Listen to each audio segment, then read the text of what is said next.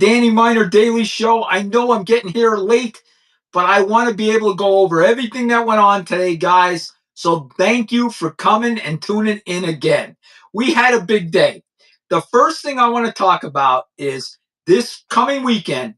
I am flying from Vegas to not Fort Lauderdale, to Florida, Fort Myers, to be on the Be Great podcast. The Be Great podcast.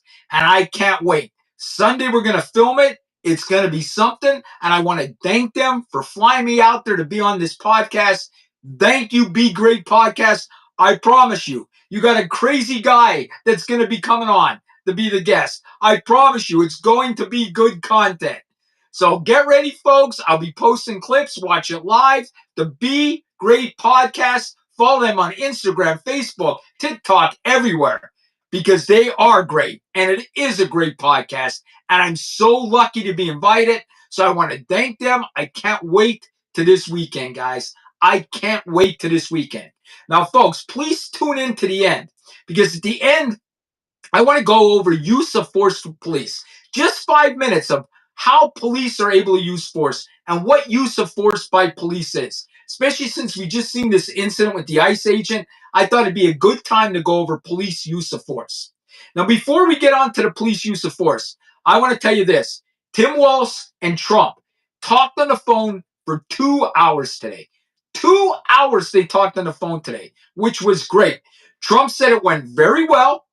And he said Walz and him are going to work together to bring this all to an end, okay? To bring it all to an end and work together doing it, okay? And that's all I think the Trump's administration ever wanted. They want them to work together. If everybody worked together, this process would be done long time ago, okay? When you're guarding immigrants, when immigrants have been arrested and released from jail and you refuse to call Trump and ICE, like, I don't know if you guys noticed, Minnesota had like 300 prisoners that were immigrants released from jail, and they refused to call ICE. These guys are criminals, and they didn't call ICE. So Trump said the conversation was great. It went very well. Tim's willing to work with him. He's willing to work with Tim. And that's how this country works. You have conversations. You don't say, hate this guy, he's a Nazi, he's this. You sit down and you have a conversation, and you work together, both parties. So I want to say congratulations to Trump for doing it, and Walz. I'm not a fan of Walz, but at least he talked to Trump for 2 hours. It's a step in the right direction. Now, rumors is the guy that's in charge of ICE right now, Trump's going to remove him. That's the rumor. I don't know if it's totally true. Some news organizations are saying this, and the border czar guy's going to go out there. That's what they're saying. Maybe Tim Walz started that. But I'm going to tell you this, folks. When I was a cop, if there was a person that just didn't get along with the one cop, we would get that cop out of there, okay? Because it only caused more problems. So if Trump removes him, it's just because it'll stop problems. Not because he did anything wrong, but it could stop problems. Because people see him as the problem. If you get him out of there, it's not a bad thing. We used to do that as police officers. If there was one officer that didn't get along with a certain person that we were dealing with, we would get the officer out of there because it would only cause more problems. So it's a good thing he's doing this. Now, on a funny note, folks, I think we all seen the video of the girl that picked up the grenade. Okay? The blast grenade, okay? I think we all seen that, okay? We all seen it.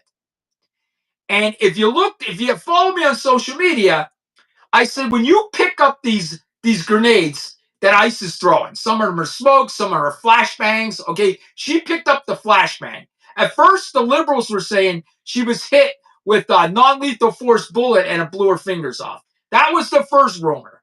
But the facts came out that she picked up a flashbang grenade. You know, one of them, they throw at the door, boom.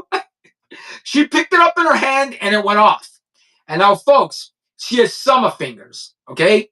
And this is what I said on my video. And a lot of people are like, Danny, she has summer fingers? Yes. Some still on her hand, some on the ground, and some were flying through the air, okay? She had summer fingers. So liberals out there, don't pick up grenades. Don't even pick up the smoke grenades.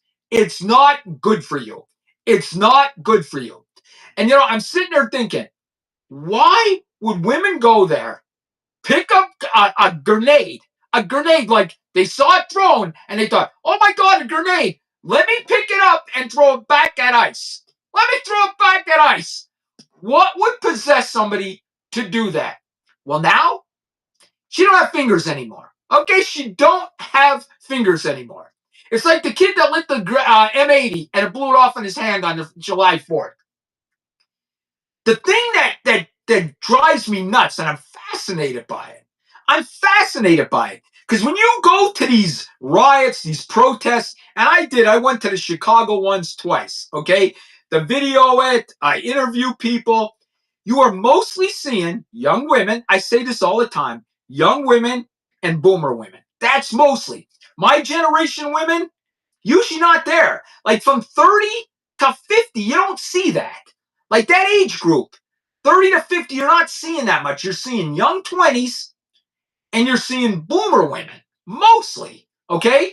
The Gen X women, no. And then you're seeing the old dudes that their boomer women bring them to the riots. Okay? The boomer women bring them to the riots. So you see these 7-year-old guys that don't want to be there, but they're forced being there. And let me explain. I'm going to the airport Sunday to fly out to Florida from Vegas. I will guarantee you there will be a boomer man with a mask on because his boomer woman made him wear a mask. And the boomer men that married Asian women, oh, the Asian woman has a mask on. They have a mask on. These dudes, stand up and tell your wife, I'm not wearing a mask. Be a man. Reach down. See if you have balls. Tell her, I'm not wearing a mask. You want to wear a mask? Go ahead. I look like a fool wearing a mask. 2020 was how many fucking years ago? Okay? It's 2026. And that'll drive me nuts. I will go to the airport Saturday and there will be, oh, and the worst one is the young girls. They wear it, the 20-year-old girls, the 22-year-old girls, they wear that mask at the airport like they're doing something. They walk around that fucking airport with that big fucking mask around their mouth and they think they're doing something. It's been 5 fucking years, but these people think they're doing something. So just going to the airport, you can pick liberals out, okay? And it's the same at the protests. Old dudes that were drugged there by their wives and young women. And feminine men. Feminine men and young women and boomer women and old dudes that drugged there. It's fascinating to me.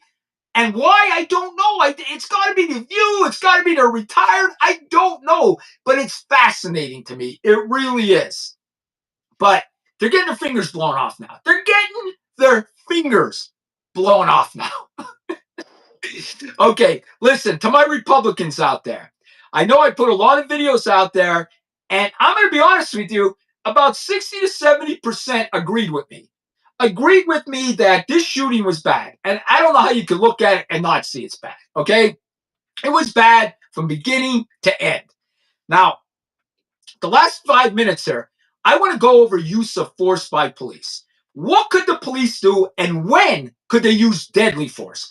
When could police use deadly force? Okay? And here's how it goes, folks. And a lot of people don't understand this, okay? Hey, that purple looks pretty good. My chair changes color, but I kind of like the purple. But anyway, when a police officer shows up at a scene, just walks in with his uniform on, his badge on, his gun on, that is a use of force. A cop in his uniform is a use of force because people feel, oh, the cops are here, the cops are, we all do that. Whoa, the cops, whoa, is that the cops? That's a use of force. Believe it or not, just showing up in uniform is a use of force. Then you go from that to verbal commands, okay? So use of force is, hey, put your hands in the car. Hey, get down on your knees. Put your hands behind your head. That is verbal commands, and that is a use of force. So the uniform, walking in a place, use of force. Then you got verbal commands. Sit down, get down, this, that, right? Now, if the verbal commands don't work, okay? Say the verbal commands don't work. Then you can get physical, okay? Start wrestling them, trying to get the handcuffs on. That's another use of force. And then if that don't work, you back off and you go to non-lethal force, right? Tasers, okay? Pepper spray, all of that stuff, okay? And then if none of that works, okay? Deadly force. When could you use deadly force? And folks, it depends on the size of the person, too. And let me explain. I'm gonna get into this with you, okay? If you feel your life's in danger, gun, knife, and people say, "You only had a knife. Why the fuck did you shoot him? He only had a knife. Why the fuck did you shoot him?" Let me explain this. If a person is 12 feet away from you and they have a knife, 12 feet, and your gun's in your holster, you will not be able to pull that gun out before he stabs you. You will not. Let me repeat that to the liberals in the fucking back that know nothing about police work, but they question everything we do. 12 feet is not a safe distance. That person can run at you and stab you before you pull your gun and shoot him. Okay? So let me tell you this. If somebody has a knife, yes, they can use deadly force. They can use it. Okay? They can use deadly force if a guy's shooting at them, has a gun, all of that stuff. They feel their life or somebody else. Also, somebody else's life. You can unalive them for putting somebody else's life in danger. Now, the question's going to come up: could you kill an unarmed man? Can the police shoot somebody that's unarmed? Unarmed. Well, I'm going to tell you this. Say you have a female cop. Female cop's 115 pounds. And there's a 300-pound dude with fucking arms like this. Okay? And he's beating her. Do you think she has the right to shoot him? You're fucking right she does. You're fucking right she does. So yes, technically, you can shoot an unarmed man. If you could justify it in court, okay? You're 115 pounds, he's 300 pounds of muscle, and he's beating the shit out of you. Could he kill you? You're fucking right he could kill you. So there is situations, not every situation, but there is situations that maybe you will have to shoot an unarmed man, okay? And I know liberals, oh my God, an unarmed man. I would love to see one of these pink-haired, purple-haired people arrest a 300-pound man. I would love it. They pick up grenades, these stupid people, let them blow up in their fucking hand, okay? So liberals, stop. And here's another thing that's going to shock you. If the person has pepper spray and tries to pepper spray the cop, could the cop use deadly force? Look at it this way. If they shoot you with that pepper spray, they incapacitate you, can take your gun off you, and kill you. So technically, could you use force, deadly force then? You may be able to. If they can incapacitate you and kill you after they pepper spray you, there's all different scenarios. Yes, the use of force got to be looked at by the court, all different situations. All different situations. You know, back in the 70s, if the guy would committed a felony and was fleeing, you were able to shoot him. Could you imagine that? You were able to shoot a guy like you went to a burglary and the guy was fleeing the house. Boom, boom, boom, boom. I kid you not. That was the 70s. You could shoot a fleeing felon. Now, people are going to ask me, can you shoot somebody that's fleeing a scene? Can you? And the answer is yes. And let me tell you what the criteria is. It is this. This is what you need. Are you ready? If you think that man is going to murder other people or hurt other people, if he escapes, you could kill him. If you believe, like say you show up at a scene, there's 3 people dead, this guy's like a killing fucking machine, and he's fleeing, you can shoot him in the back. Yes, liberals, yes, we can shoot people that murdered people in the back if we believe they're going to go murder other people. Active shooter, stuff like that, if you're understanding what I'm saying. So there's all different ways that but of course, the officers still might be charged, but then the courts is going to, exonerate them. Okay? So there's different scenarios. It depends on the size. Okay? Now, a guy the same size as the other guy in a fist fight, no, you can't pull your gun out and shoot him. Okay? You're going to have to take your lumps and hope you can fight him and get the handcuffs on him. But like I said, a small cop that's 115 pounds, you're alone, and this guy's beating the crap out of you, and he's 300 pounds. What are you going to do? You're going to let him kill you? You're going to let him kill you. People out there who were never involved in these situations. I mean, cops go through these situations weekly where people punch them. They're getting in fights. They're this. People just don't understand. But folks, that is the use of force. That's what the use of force is. And if you ever have any questions, let me know, man. I'll do anything you guys want me to do on here. I got the knowledge. I could put it out there. But let me go over that real quick. So you got presence is a use of force. Verbal commands. Then you go hands-on. If that don't work, non-lethal force, right? Pepper spray, tasers, all of that stuff. Okay. The last thing is deadly force. You went through all of these things. The non-lethal, this still ain't fucking working. Then you could go to deadly force. Now, a lot of people are going to say, well, do you have to go through all of these things before you get to deadly force? The verbal commands, this? No. It can escalate right to deadly force. It can escalate right to it. Okay? Now, I think I said this on other podcasts. I had to wrestle a guy with a gun that tried to kill me. I had a bullet shot above my head. I had another cop save me when I turned my back to a guy and a guy was going to stab me in the back and the other cop saw it. Thank God he was there. I would have had a fucking steak knife in my back. Okay? I would have had a steak knife in my back if it wasn't for that other cop seeing the knife. Because I don't know, I wasn't in my right. I'm always safety, but I turned my back to this guy. When I turned my back, this guy was going to stab me. Thank God the other cop saw him and got the knife off him. Actually tackled him, got the knife off him. But folks, that's what cops deal with every day. And I saw a great quote on the thing today. And it was, cops have to make these life and death decisions in minutes, in seconds, not minutes, seconds. They got maybe 5 seconds. Do I kill this guy or not? Maybe 2 seconds. Do I kill this guy or not? And then the courts take years, years and years to see if he's right.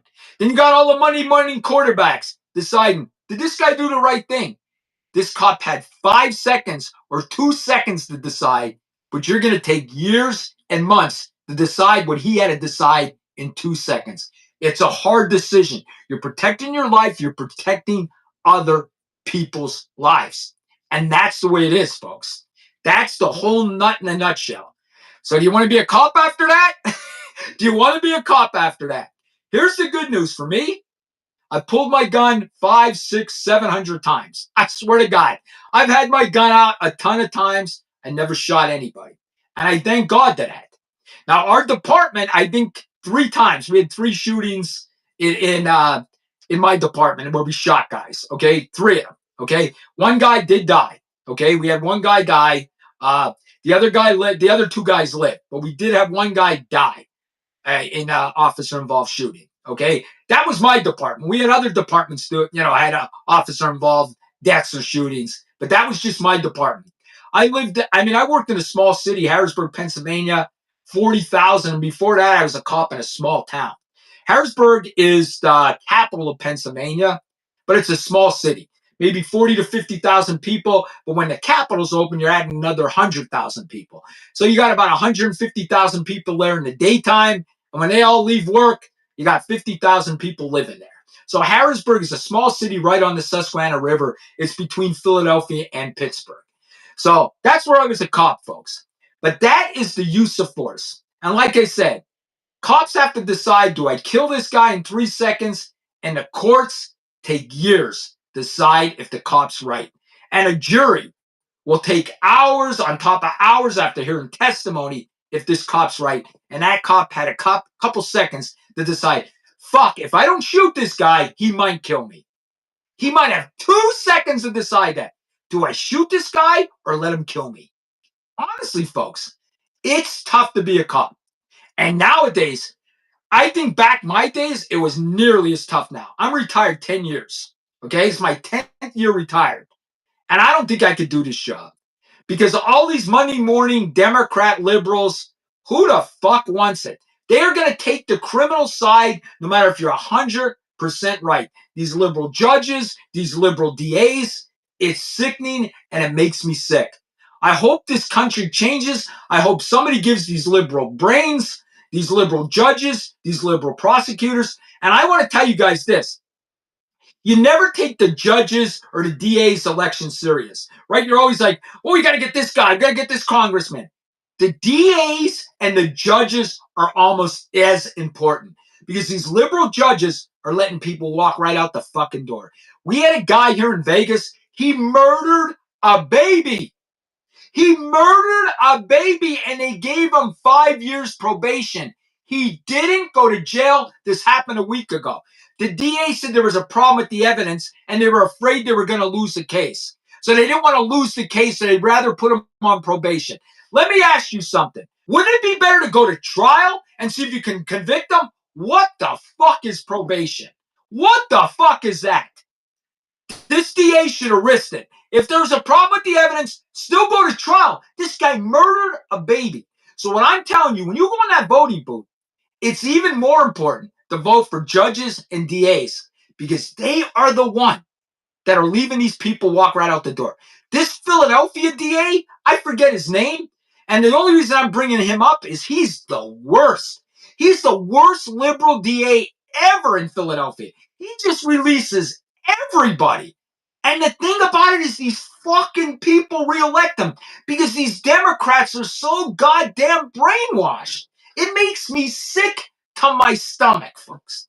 Sick to my stomach. So listen, the next couple of days, I'll probably be on earlier, probably the afternoon, 7 o'clock. So look for me, guys. And if you ever have any questions, DM me. Let me know. You can also email me, thecrimesolver@yahoo.com, thecrimesolver@yahoo.com, any question you have. Okay? I think the use of force was important to go over today. And if you want to share this with anybody, share it with them so they know what the use of force by police is. Thank you all. I'm looking forward to a big weekend in Florida coming up. I thought it was going to be warm. It's only going to be in its 60s. It's only going to be in the 60s. They say they have a heated pool, but how heated is it? I hope it's heated. I want to go swimming. Thank you, guys. I'll see you all tomorrow. Love everybody.